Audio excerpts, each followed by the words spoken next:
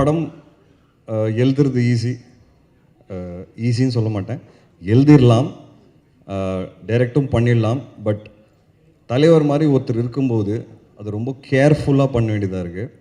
ஏன்னா ஒன்று, இந்த படம் பேசுகிற அரசியல்ங்கிறது அரசியல் நினச்சிக்காதீங்க.